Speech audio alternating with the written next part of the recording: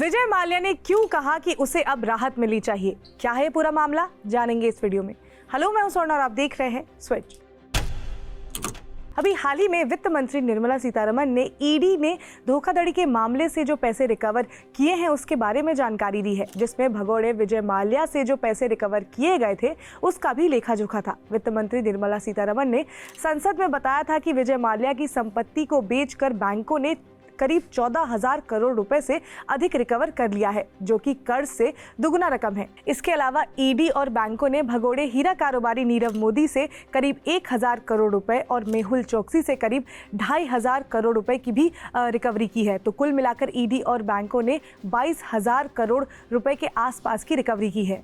यहाँ तक तो सब कुछ ठीक ही चल रहा था, लेकिन इस रिकवरी के बाद विजय माल्या जो देश छोड़कर भाग गया था, उसने सोशल मीडिया प्लेटफॉर्म एक्स पर एक पोस्ट लिखा, जिसमें उसने लिखा कि डेट रिकवरी ट्रिब्यूनल ने किंगफिशर एयरलाइन का जो लोन करीब 6200 करोड़ रुपए का था, जिसमें कि 1200 करोड़ रुपए का एडिशनल ब्याज था, ये पूरा का पूरा अमाउंट था, लेकिन सरकार ने इसमें रिकवरी जो है वो 14,000 करोड़ रुपए की है। माल्या ने अपने पोस्ट में लिखा कि इसके बावजूद भी वो अभी देश में आर्थिक अपराधी है। उसने पोस्ट में आगे ये लिखा कि ईडी लीगली ये नहीं बता देती है कि ये डबल रिकवरी कैसे और क्यों हुई है, तब तक उसे राहत मिलनी चाहिए। अगर हम इसे आसान भाषा में समझें तो माल्या का ये कहना है कि अब जब सरकार ने रिकवरी कर ही ली है, तो जब तक ये पूरा का पूरा मैटर जो है वो सॉल्व नहीं हो जाता है लीगली, तब तक उसे राहत मिलनी चाहिए। लेकिन ये पूरा का पूरा मामला शुरू कहां से हुआ, थोड़ा वो भी जान लेते हैं। एक टाइम में जो विजय माल्या एक एयरलाइंस कंपनी का मालिक, आईपीएल क्रिकेट टीम का ओनर और इंडिया का बड़ा बिजनेसमैन हुआ करता था, वो ऐसे भगोड़ा कैसे बन गया, थोड़ा इसके बारे में भी जान लेते हैं। तो विजय माल्या स्कैम देश का बहुत ही फेमस स्कैम है। तो विजय माल्या बहुत सारे बिजनेसेस को रन करता था, जिसमें से एक बहुत बड़ा बिजनेस था किंगफिशर एयरलाइंस का, जिसे विजय माल्या ने 2005 में शुरू किया था, जिसका विजन था लोगों की एयर जर्नी को लग्जूरियस बनाना।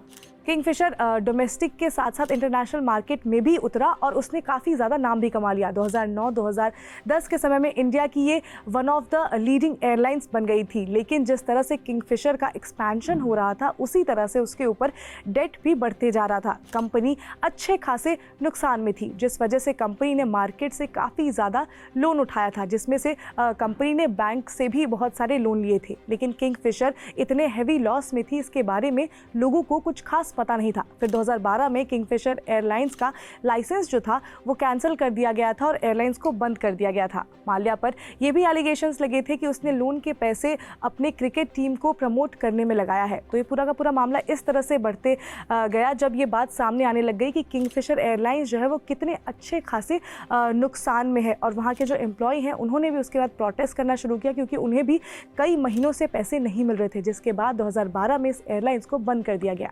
जिसके बाद एसबीआई ने माल्या को नॉन परफॉर्मिंग एसेट डिक्लेयर कर दिया। एसबीआई के साथ साथ कई और बैंकों ने भी माल्या को नॉन परफॉर्मिंग एसेट डिक्लेयर कर दिया, और आरबीआई ने तो सभी बैंकों से ये कह दिया कि वो माल्या को अब लोन न दे।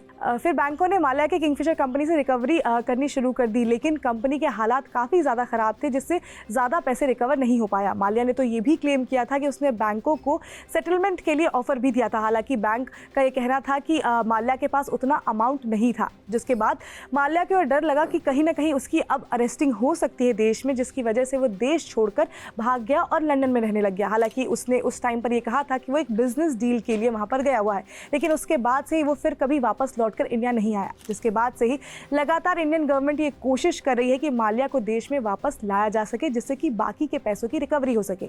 लेकिन अब जब पैसों की रिकवरी हो गई है, जैसा कि हमारी वित्त मंत्री ने डेटा दिया ही है, उसके बाद से माल्या का ये कहना है कि अब जब रिकवरी हो ही गई है तो उसे अब राहत मिलनी चाहिए। अब देखना ये बहुत इंटरेस्टिंग होगा कि इस मामले में आगे क्या होता है। इसमें आगे जो भी अपडेट आएगा हम आप तक पहुंचाते रहेंगे। आप जुड़े रहिए स्विच के साथ। इसके साथ ही अगर आपको वीडियो इन्फॉर्मेटिव लगी हो तो लाइक करें, शेयर करें, सब्सक्राइब करें स्विच को।